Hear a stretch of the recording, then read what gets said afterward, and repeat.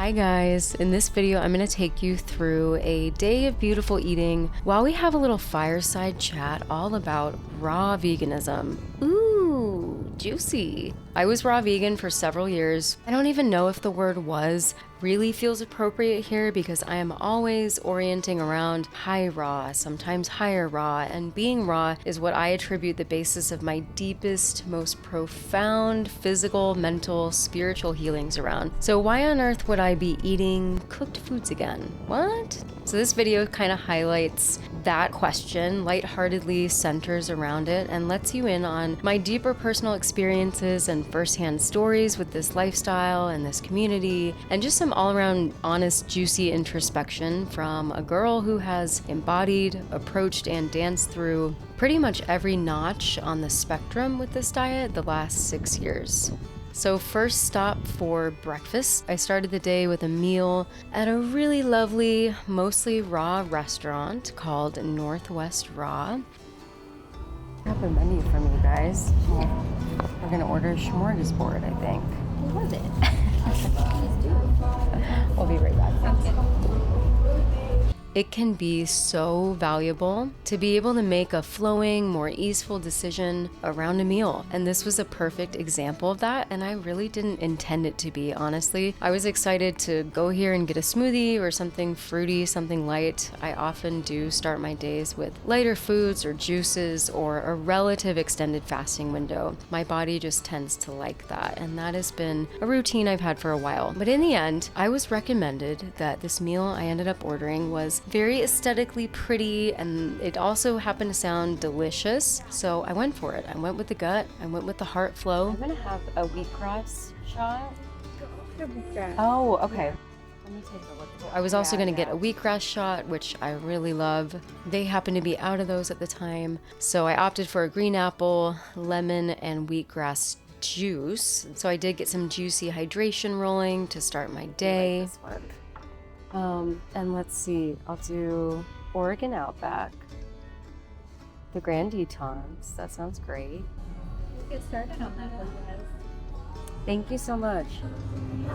Oh my. Basically like a mountain of nachos. It's funny, I didn't even realize this dish wasn't technically raw because I did not scrutinize the ingredients. I'm at a really beautiful restaurant in my relaxed Sunday state with my partner. We haven't been doing this much lately, so no menu item needed to be scrutinized. This was just easeful, flexible, and I love that for me. This is really how I have centered myself to an extent for the last couple of years, and it has felt soothing to my nervous system, my routines, and my life to just be a little more fluid.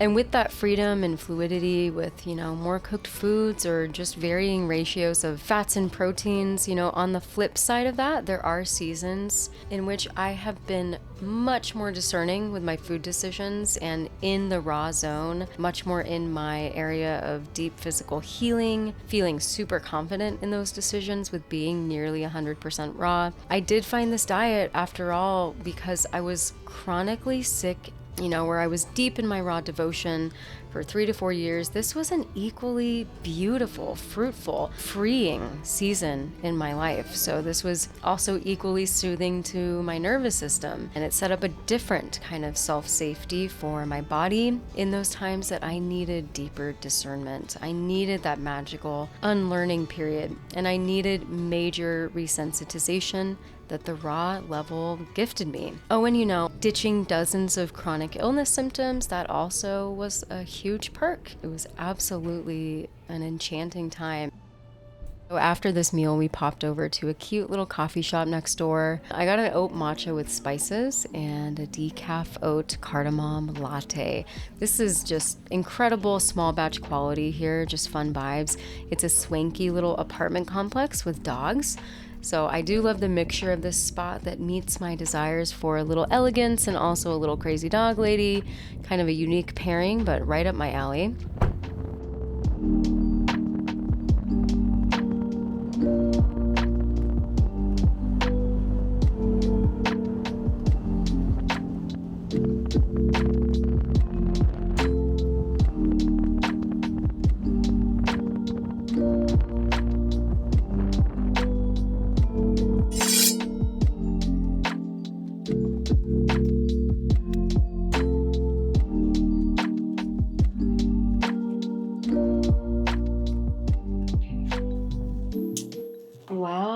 Oh, well, well.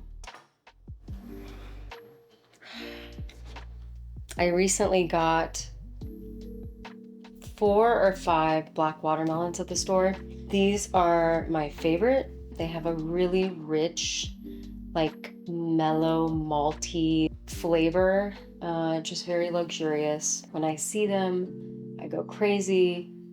They've been very good so far. But I recently, since I got 4 or 5, I had one the other day, had some weird digestive symptoms, as if it was like a mild food poisoning. And I thought it was, something else. I didn't really think much about it. And then one of the watermelons from my haul exploded in my house. It started foaming and then exploded when I opened it. And I did a little mini deep dive into this. Obviously it was like just fermenting from the inside out. Sometimes this is normal, can happen with high temperatures, but sometimes it can be a part of a bacterial scenario. Sometimes it can carry foodborne stuff like E. coli, salmonella. So I thought that's interesting. And then I realized those symptoms were from eating a half of a watermelon. Today, my task was to take the remaining melons and assess them. I kind of expected that this would foam or even explode on camera. I thought we could do like some cool explosions in today's video, but I'm quite happy with this. It is a gamble in my mind to go forth with eating this batch, since I did have one that was kind of iffy, but I think I'm gonna do it. What I'm gonna do today is just slice this up, freeze them for smoothies, and put some in the fridge, and then I'm gonna slowly dip my toes in tomorrow. The reason for this is I would never eat melon after a really heavier, denser plant-based meal. It's a really good way to have a tummy ache, create some traffic jam issues. Fruit is so fast-moving and easily digestible. And this is a huge reason why people get stomach aches on the raw food diet, or bloating, and they say like they couldn't do it. You have to adhere to a certain amount of this wisdom to the degree that it makes sense for you. For me, the melon rule is absolutely paramount. Number one, I follow it to a T. If I don't, it's a total disaster in terms of GI distress. Yeah, that's all to say this isn't going to be a part of the what I eat a day, but I did want to include this because it's an interesting topic, right? Like when you go raw and you're fully raw and you're depending on that 100% label, or you're being super rigid, there are times where you might be let down by the quality of your fruit or produce. That's been probably the biggest learning curve with raw over the years. Fruit is a difficult beast out there. It's a whole, I would say, 2 to 3 year learning curve on what fruit is actually ripe, delicious, ready to be eaten. I spent a few years, when I was really raw, always opting for fruit, sometimes acidic fruit juices like OJ, sometimes acidic unseasonal or unripened fruit, because I was putting a precedent and a pedestal on that fruit level or that raw level, because that is what brought me such deep healing. It resonated so deeply with me. Years down the road, there have been like some gum line teeth issues. I definitely got into the territory of eating too much acidic fruit because of my adherence to the raw label. So over the years, that has been a huge negotiation I've made, very joyfully, which is in the winter or in off seasons, or even if I just find fruit that is not appealing to my senses, I am not going to buy it. And I'm not going to put fruit or raw on this kind of highest pedestal. I'm always going to opt for something like a delicious green salad or some steamed vegetables, or something, more nutrient and wholesome like a plant-based bowl, over eating unripe or even nearly imperfect fruit. Felt like this was a good little catalyst for mentioning that. It's one of the most important principles and pillars that I've learned when it comes to raw versus flexible, and when it comes to just eating rationally raw, seasonally raw, realistically raw. Another side note is that after this happened to my melons, and I was sure that these would also be fermenty because they were kind of showing signs of that, so I'm really pleasantly surprised. I did go to the store and told them what happened and told them about the foaming and the fermentation because it was just way too soon after buying them that happened. And honestly, it was so easy. No strife. They returned all my money for all 4. That's another thing. Like when you have a bad experience with fruit, do not shy away from owning your stuff. You know, like go make it right. Go see what people can do for you, because I do not subscribe to some blind contract or agreement that we should expect to be buying unripe or inedible fruit. I think that's totally unacceptable. And most produce sections and managers and stores are pretty good these days about honoring that. So I know there's people who just like would throw things away and not bother, but you deserve it. Set high standards for yourself. When you set high standards for the food you eat, that trickles into boundaries and the self-safety for your entire life and livelihood. Speaking of melons, to just give you a sense of my fruity devotion in previous seasons, I once ate only melons for 21 days. I felt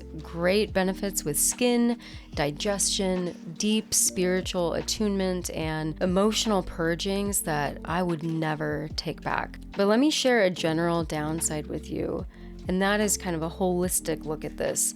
Nearly every single person I did this group melon eating with began eating animal products again, seemingly because they very obviously depleted their bodies. And I think what can be surmised from these kind of fruit eating periods, for me personally, and just from witnessing a lot of other people really closely over the years, is that mineral depletion is real. Sugar degradation along the gum line and potentially with your blood sugar is real. Nervous system balancing is real. Some people find this lifestyle and they dive into these types of cleanses that are truly meant to be temporary, and they end up living there or spending way too much time in that rabbit hole. And inevitably, of course, they're going to eventually find themselves desperate to replenish their bodies. And this plays out over and over again. And it wasn't their wholesome, rich plant food diet. It was extreme levels of cleansing, and often for far too long. And many of these same people also held really strong rules around avoiding seasonal supplementation. So this is sad that this happens, right? For a number of reasons, most notably the animals. And so I get it when vegans hate on raw veganism.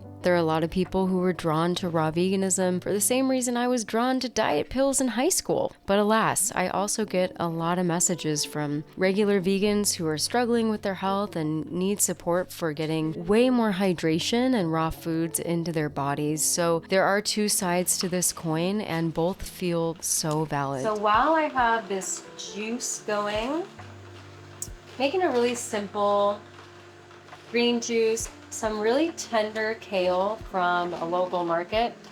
It's really amazing when you can get a local kale, just how different it can be. And even just tasting it, it's so much more tender than other store-bought kales I've had. So beautiful to get your local produce. And since it is tender and delicious, I'm gonna do a little slicing up for my salad while I await on this juice. So beautiful to be able to kind of walk away and do your thing. So I have a ton of broccoli frozen in the freezer, and now that it's summer, I know I gotta get that stuff out of there and eat some of this stuff that I know is not going to be as appealing to me as we move into like much hotter weather. In the spirit of that, I'm cooking up some steamed garlic, broccoli. I have some really beautiful dressings. So the vibe is kind of like a Italian salad with some chickpeas, sachi inchi seeds, following the thread of the day, which is a little more satiating, green heavy, veggie heavy, and protein heavy. And typically when I do orient around that, I'll probably have less fruit. To me, it's a formula that works really well to not bring a bunch of fruit in when I'm having different layers of digestibility, seemingly like more complicated meals. That's just another raw principle that I do like to follow that feels really good for me. Keeping fruit and juices, like fruity juices, to the first part of the day, hydrating, energizing, and then keeping the second half of the day kind of grounding and nourishing and satiating. But again, because I kind of went with the flow this morning and had a really savory meal, just keeping it savory for the day, keeping it veggie heavy. I actually did not get super hungry until a bit later. Finally, I feel like I'm ready to have a good meal. So I have some lettuce here. Big salads are a big thing to lean into, and remember, if you are opting or shooting for a more raw oriented level, you're gonna start to want to eat bigger. That's another really interesting piece to the pros and cons of eating a raw diet versus being more flexible. You have to become a lot more of a volume eater when you are eating raw to reach those satiation cues, make this sustainable, maintain your calories, maintain your nutrients. You're gonna have to eat a lot more than you normally would, and that just takes a little bit of time to stretch the stomach and adjust. And of course, it takes the time for the microbiome to adjust to different kinds of fiber, different levels of fiber that maybe you just weren't bringing in that way before. So it makes sense to take things slow, be gentle with yourself, but make sure that you do prioritize volume. There's been times where life maybe gets a little bit busy or my priorities shift, and making food all day or eating food a lot during the day, just it takes like a different kind of tone. The way I center myself around food sometimes shifts in different seasons. I find that to be really beautiful, to learn how to shift with that as your life moves, and to be flexible and flowing. Part of why I have embraced and embodied more flexibility in recent years is just to honor that sometimes I want to do lower volume, bigger nutrient hit, lower volume, deeper satiation. Things like cooked food or, more overt fats. I'm kind of like in a fridge clearing mode. I did not go out and buy a whole bunch of stuff for this video. All I had was like lettuce. So I wanted to bring some density and some satiation and dress it up. So I baked some chickpeas in salt and pepper parsley blend, and then added some Italian herbs to that. So I'm just gonna liberally sprinkle chickpeas onto the salad. I have my chopped kale, and I'm gonna kind of sprinkle on and layer on. Ooh, this is looking beautiful. I have a creamy romesco dressing that I'm gonna top this with. I will show you how I'm doing that. I meant to be drinking this juice while I was making my food, and here it's been sitting oxidizing, and you've been watching that painful process. Wow. I've actually never tasted kale this smooth in a juice before. Another testament to local grains. You came for the honest conversation about raw veganism, but you left with an honest kitchen presentation on ADD principles of how to cook and eat and make juice. So also gonna add a little sacha inchi seeds to my salad. One of my favorite ways to get omegas, you can just taste how omega rich these are. A true superfood. I highly recommend them if you're feeling like you need to meet your protein or your omegas in kind of a more heightened way. I'm using a avocado-based vegan mayo, a locally made green sauce that just gives it a little extra kick, and this is another locally made romesco. Almonds, soaked almonds, and red pepper, and spices and salt. Really beautiful stuff. And I've been making it into dressings and sauces. So I'll stir all this up together, and I'm gonna add water to this, some Italian herbs, salt and pepper. I always forget to not use this dish for stirring because it's like nails on a chalkboard.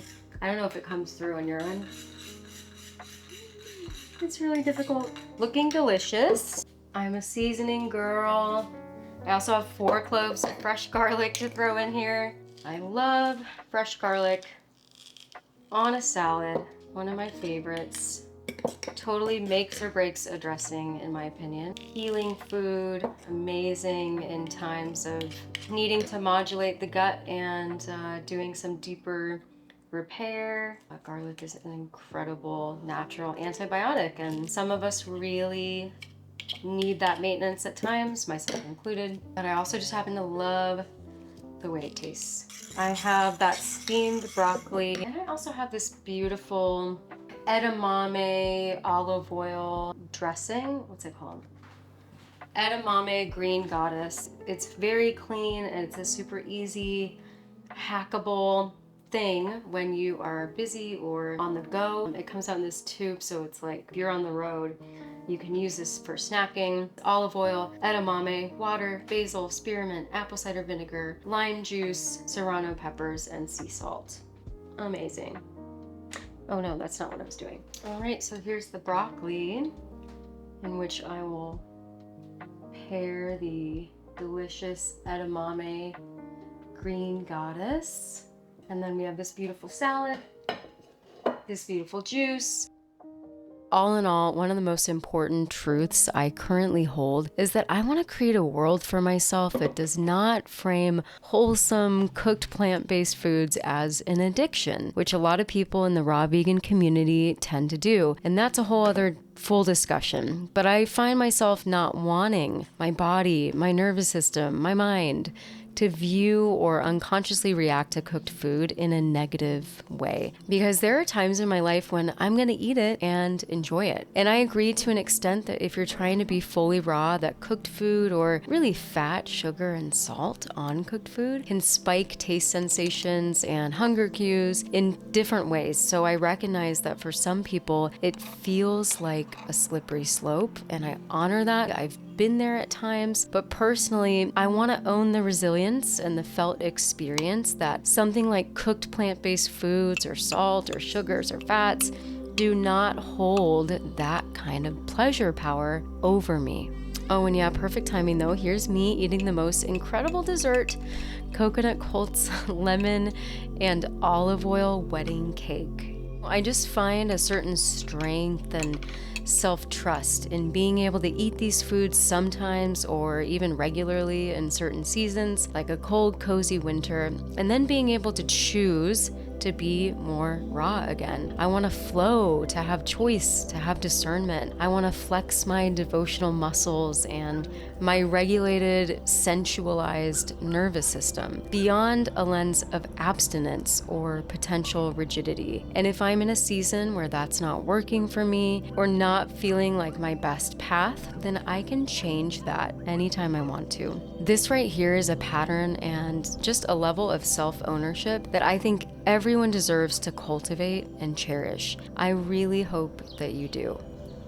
Even talking about the merits of cooked plant foods, it sounds so silly sometimes. Seriously, I don't love indulging in that conversation because I can hear how universally odd it just sounds in the context of the richness of life. And I think it even does a disservice to the beauty of raw foods. Like, really, we have to delineate and have weird, scholastic, harsh conversations about this? I don't think so. I don't think the raw foods would approve of that. As I am able to embrace and admire both or all of these ways of living and eating plant-based, raw versus high raw, or more flexibly or seasonably raw, and not vilify either or feel like I have to take a stand on which one is more righteous or good or bad. That means I can freely and authentically move between them or on this spectrum, and with a deep self-love, deep self-responsibility, and with an ease and appreciation that gives me so much more depth and support as a person, as a woman, as a coach, and as a wellness witch. Just kidding, I hate that term. Rest with me,